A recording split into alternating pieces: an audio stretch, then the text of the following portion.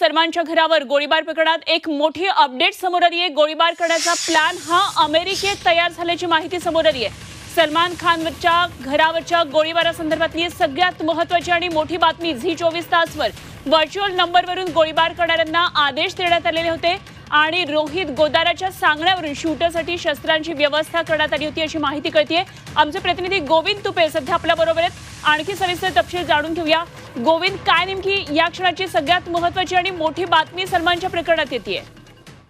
या घडीला सगळ्यात मोठी माहिती जी आपल्याला सूत्रांकडून मिळते आहे ती सलमान खानच्या घरावर गोळीबार करण्याचा जो कट आहे तो अमेरिकेत सिजला असल्याची माहिती समोर येते आहे। आणि विशेष म्हणजे हा कट अमेरिकेतून सिजल्यानंतर व्हर्च्युअल नंबरद्वारे या ठिकाणी या सर्व शूटर्स जे आहेत त्या शूटर्सना आदेश देण्यात आले। आणि सगळ्यात महत्त्वाचं म्हणजे या सर्व कामाची जबाबदारी जी आहे ती या ठिकाणी रोहित गोदारावर टाकण्यात आलेली होती। रोहित गोदारा हा राजस्थानमधील कुख्यात गुंड म्हणून ओळखला जातो आणि त्यानेच हे सगळे जे शूटर्स आहेत ते अरेंज केले होते। त्याचबरोबर या शूटर्सना हवे असणारे जे इक्विपमेंट्स आहेत, जे या ठिकाणी पिस्तूल आहेत किंवा बाकीच्या गाडीचे अरेंजमेंट असेल, हे सगळी जी अरेंजमेंट आहे ती गोदारामार्फत केली होती।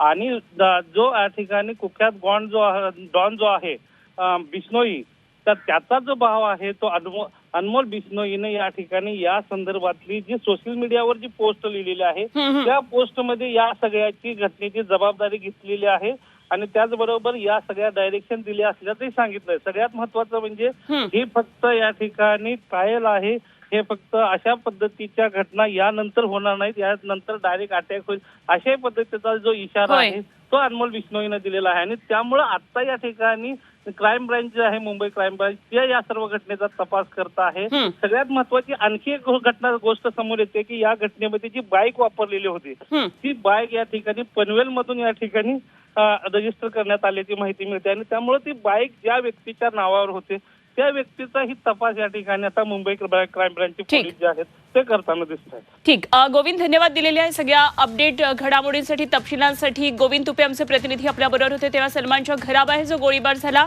तो अमेरिकेमध्ये तयार झालेला आहे, त्याचा प्लॅन अमेरिकेत तयार झाल्याचं कळतंय।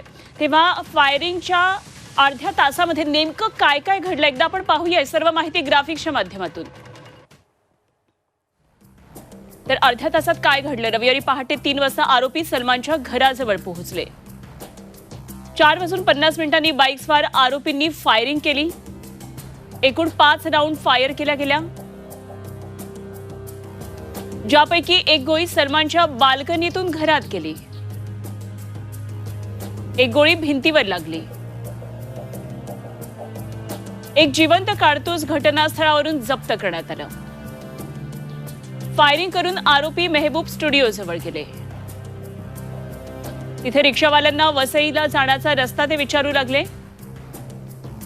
आरोपी वांद्र्यातल्या माउंट मेरी चर्चच्या दिशेने गेले आणि तिथेच ती बाईक सोडली। पुढे वांद्रे स्टेशनवर आरोपी सीसीटीव्ही मध्ये कैद झाले।